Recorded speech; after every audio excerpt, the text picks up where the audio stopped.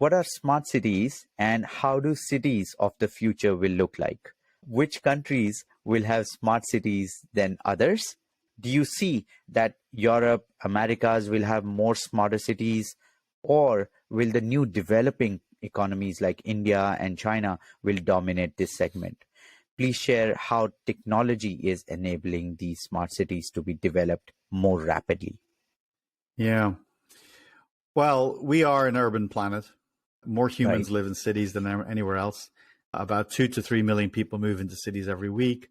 We're building the equivalent of Manhattan every single month, and we'll do that for the next 40 years. By the middle of the century, 70% of all humans will live in cities.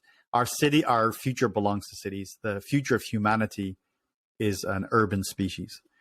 Tim O'Reilly, who I used to work with at O'Reilly Media, sometimes called the Oracle of Silicon Valley, he says that improving our cities will be the grand project of the 21st century. And I think he's probably right.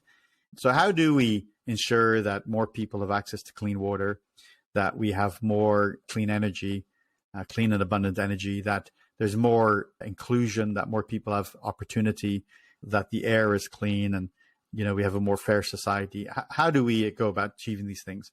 As our cities take on greater importance and become more central to the human experience, we can't use 20th century solutions for these 21st century problems.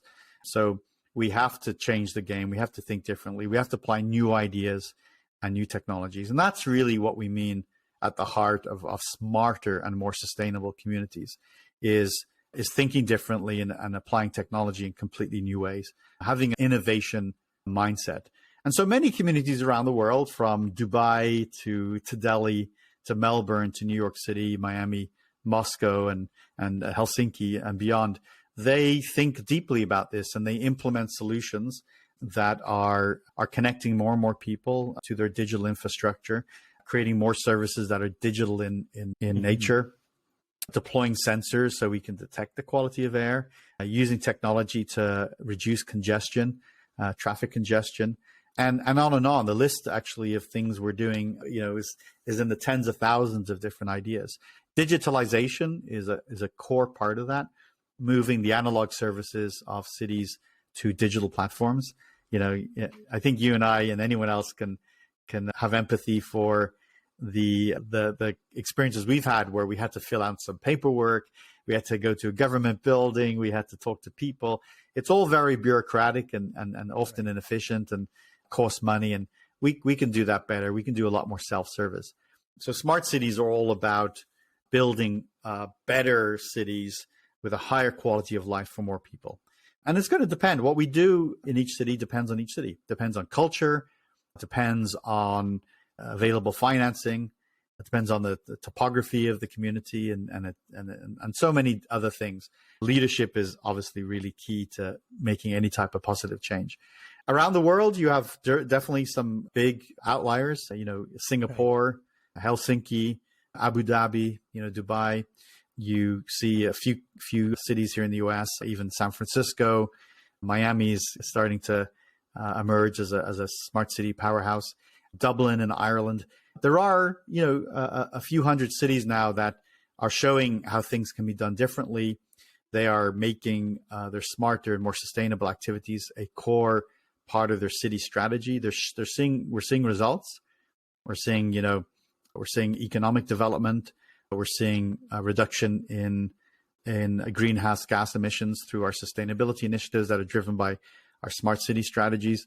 We're seeing more access to education, more access to the internet and services. So there's a lot of metrics that we have to prove that this is working and it's the right path. It's not about surveillance. It's not about intrusion on privacy. A lot of people make this connection. They think, hey, smart cities, all that means is less privacy and more surveillance. That's not what I believe. And big thinkers and visionary leaders in our cities don't want that either, for the most part, right? There are some outliers and some cultural outliers. I don't think right now United States is particularly leading this. In fact, I'm based out of Silicon Valley, San Francisco here, and so I sort of see the U.S. market up close and personal. But where I see the big changes are outside the U.S. I'm particularly impressed in the work being done in Southeast Asia, whether it's in the Philippines, Malaysia, of course, through China, through their smart city efforts over the last decade. India has made some progress, but has, definitely tripped up in itself.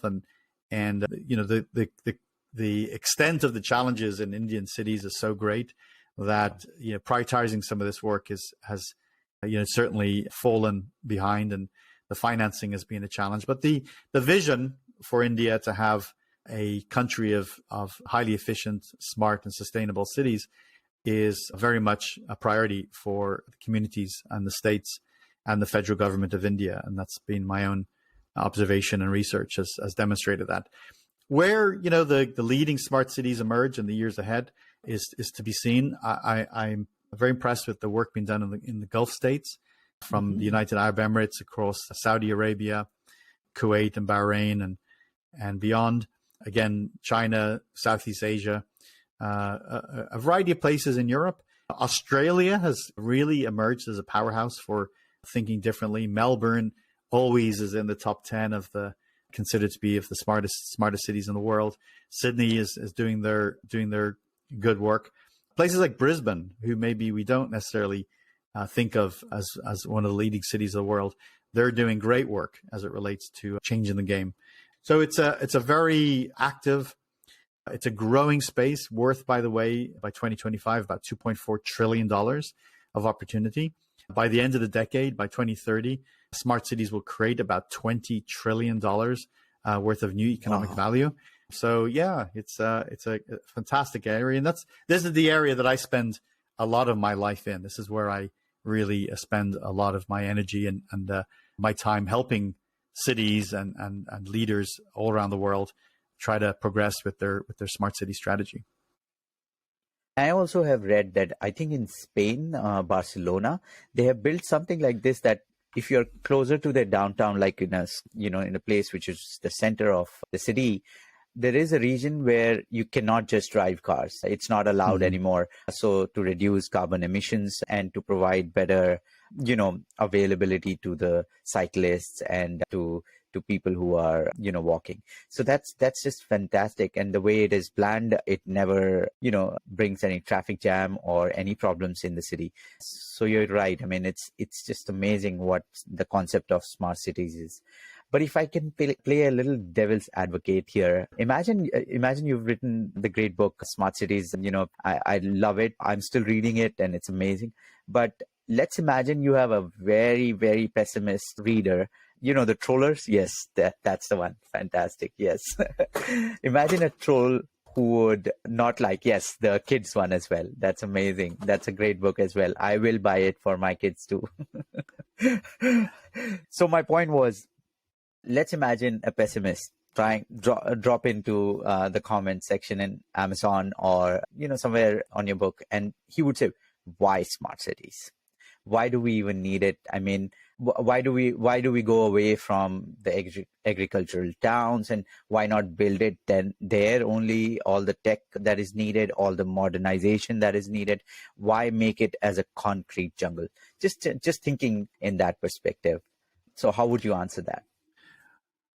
Well, look, we shouldn't build cities at the cost of those who want to enjoy a rural lifestyle. And, millions and millions of people, in fact, today, billions of people still live in rural settings, and they should have a good quality of life. So, moving into a city is certainly a choice. We're moving into cities at about, again, 2 to 3 million people per week. There hasn't been anything as successful as cities in bringing the most amount of people out of extreme poverty.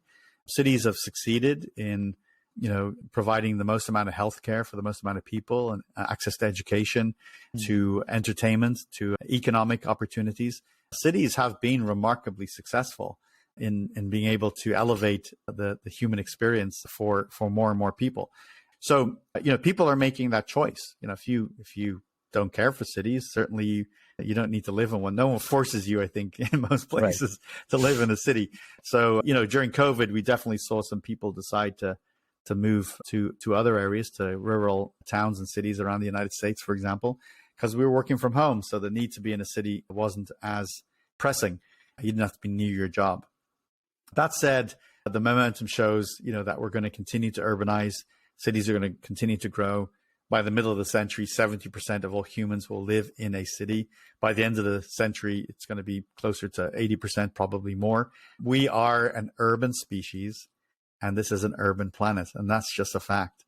We ain't going back. The train has left the station.